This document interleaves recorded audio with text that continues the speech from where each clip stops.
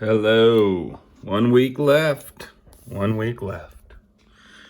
13.6. We're talking about circles. And since this is like coordinate geometry, these circles will be on a coordinate plane. I believe you should have been exposed to the equation of a circle by now. But if not, well, we're just going to go through it. So the equation of a circle is in this form. It's a binomial squared plus another binomial squared, and it's going to equal a perfect square. So r is the radius. This will be a number. You can find the radius by taking the square root of whatever this is. For example, look at this equation. It's of this form because what? Well, because it has binomial squared plus another binomial squared, and it equals a perfect square. Well, the radius of this circle is going to be the square root of this thing. So the radius is going to be 4. So that's radius. Now take a look at these binomials. One of these binomials has to have an x in it. The other has to have a y in it. It wouldn't be an equation in the coordinate plane without an x and a y. So like this equation here, you see an x, you see a y, everything else is numbers, right? And so h here and k, h and k represent the value or the coordinate of the center of the circle. Notice x minus h, here's the coordinate, is positive h. Y minus k, here's the coordinate, is positive k. And so the center of the circle is just the opposite sign of these numbers. The thing that's with the x represents the x value on the coordinate. The number that's with the y represents the y value on the coordinate. And you take the opposite sign. So if you take a look at this equation, well, the center of the circle, since it's in the form of a circle equation of a circle, the center is just the opposite sign here.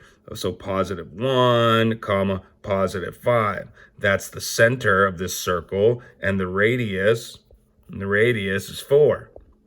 And so, yeah. So this is the equation of a circle.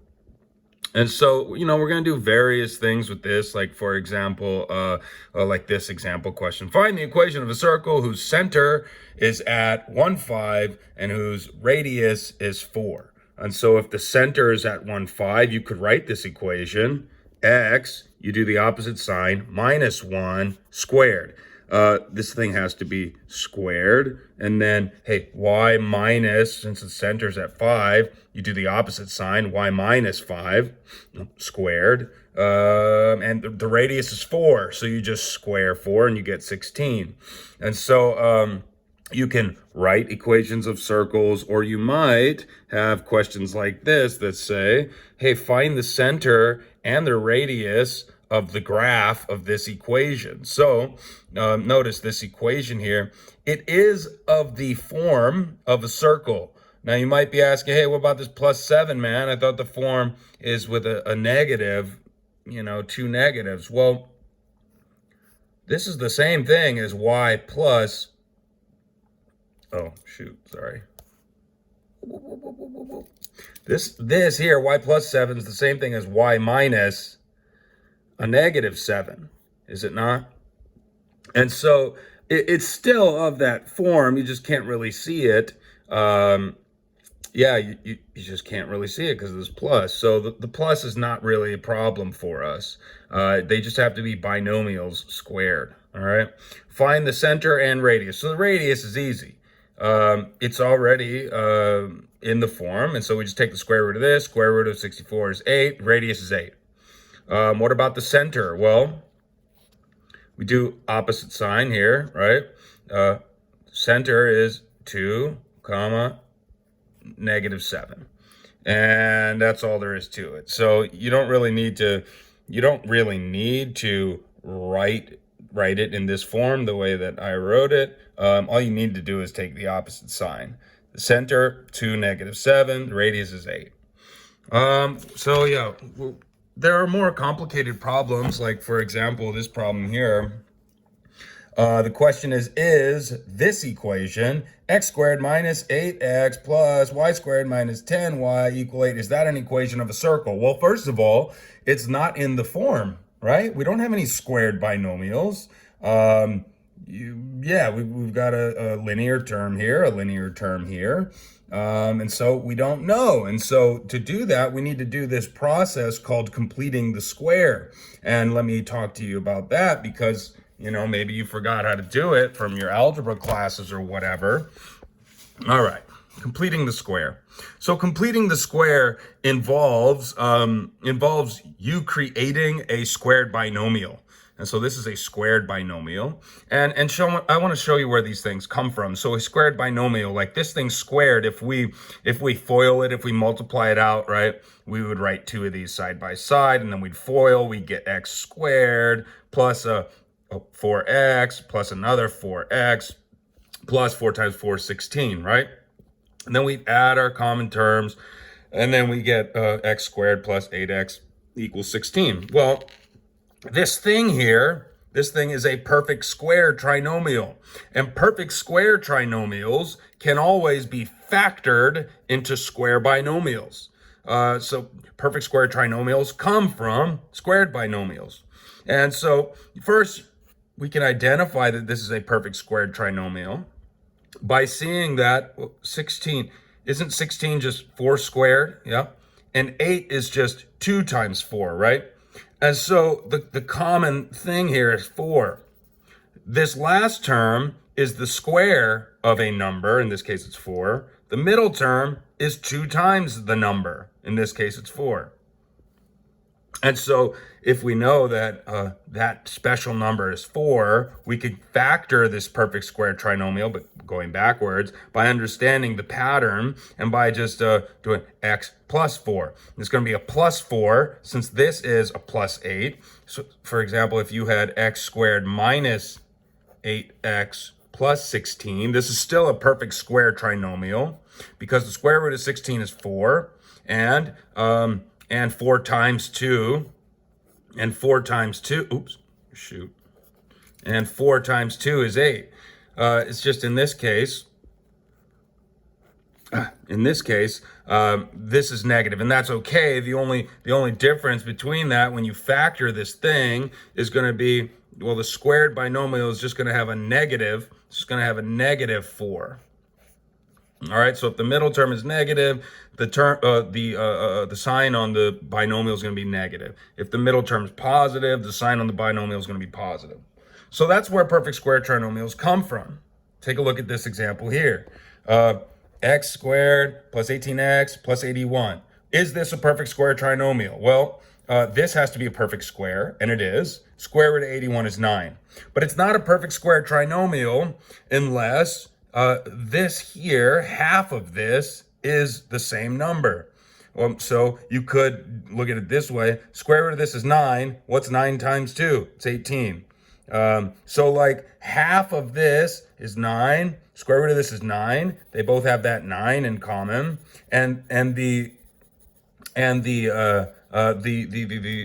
what am I trying to say here? The form is whatever the same number is, it's the square here, and it's 2 times that. And that's because when you FOIL, these are the same number because it's a squared binomial. There's 2 of the same binomials times each other, which means these would be the same number. And when you FOIL, you get 2 of the same thing. And when you combine them, it's just 2 times that thing, right? And then this squaring that, 4 times 4 is 16. So that's where it comes from. So this is a perfect square trinomial if the square root of this is 9 and half of this is that same number. Now, the process of completing the square is, well, you don't have this perfect square here, and so you can't factor into a squared binomial because that number is not there. And so take a look here. We got x squared minus 8x equals 8. Well, we want to create a perfect square trinomial so that we can factor it into a squared binomial. And the way you do that is you just take half of this. Half of 8 is 4, right? And then you square it, and that's what should go here. And anytime it doesn't matter if this is negative or positive, because when you square a number, it's always going to be positive. So these will always be positive numbers, the third term in the trinomial. 4 squared is 16, right? And so completing the square involves us finding the number that we need to be here. And the number that needs to be here is half of this thing and then squared. And so because this is an equation, completing the square involves putting the correct number there, but you can't just put any number anywhere you want in an equation, because then it changes the equation. And so what you have to do to balance it out is you have to do it to both sides. If you want to add 16 here, you got to add 16 here. And now it's balanced. And now I have a perfect square trinomial, and now it can be factored. How does it factor? Since this is negative, I got x minus whatever that number is. So half of this is 4. The square root of this is 4. So that number is 4. And so this thing factors into x minus 4 squared. And when I add these, right, I get 24. So I've just completed the square here. I didn't change the value of this equation, but I did change the form. See, I'm trying to get a squared binomial. I'm trying to get all these x's trapped inside of one binomial. That's it. That is being squared. Take a look at this example. Y squared minus 10y. Well, the question is, I created some space for myself. The question is, what number needs to go here? Well, I take half of this. Half of 10 is 5. 5 squared is 25. And it needs to be plus 25. So really, I'm adding 25. I have to do it to both sides. Keep it balanced, right? Plus 25. Now I can factor this. This thing factors into half of 10 is 5. This is negative. So this sign would be negative. Y minus 5 squared. And then when I add these, you get 33. So this equation and this thing, they equal the same thing, but they just look different because I've completed the square. So going back to this problem, well, we have to complete the square. First, you can combine like terms, but it doesn't look like there's any like terms. To me, here we have an x squared, no other x squareds, y squared, no other y squared, so on and so forth. And so what we need to do is we need to create some space, right? We need to sort of in our head, group the x's, group the y's together, and then we need to push, create some space. What do we want? Well, half of 8 is 4. 4 squared is 16, so we want a 16 here. And we can't just add 16 to one side. We got to do it to both sides, right? And then, we created some space for this one. Half of 10 is 5. 5 squared is 25. Add 25 to both sides. And now we can complete the square of these two perfect square trinomials. Or now we could factor, And these factor into these squared binomials. Add all these, it equals 49. The question is, well, is it an equation for a circle? Well, yeah, because 49 is a perfect square. So then R is the square root of 49, which is 7. And the center is opposite signs, right? 4, 5. So, it is. It is the equation of a circle. So anyways, those are the types of problems you'll have. Let's see. Okay, check this one out. Check this problem out. Find the nearest tenth of circumference of the circle. All right, so first you would need to complete the square. You can divide everything here by 3. That'll simplify this process, and that's what they did here. And then to complete the square, so then they grouped the x's together. So you need to group the x terms, group the y terms, kind of like put them next to each other. Then you can complete the square. Half of 2 is 1. 1 squared is 1, and so you need to add 1, but you need to do it to both sides. Add 1 to both sides. Then when you factor this, you get x plus 1 squared. Half of 6 is 3. 3 squared is 9, so you need to add 9, but you need to do it to both sides. And then you can factor this, y minus 3 squared. Add all these together, you get 15. Well, you might be saying, hey man, 15 is not a perfect square, and you're right, but this is still in the form of the equation of a circle. And you just take the square root of 15 to find what the radius is. Well, the radius is the square root of 15, which is a number. It's an irrational number, but it's still a number. And so, you could find the circumference of the circle by multiplying 2 pi r.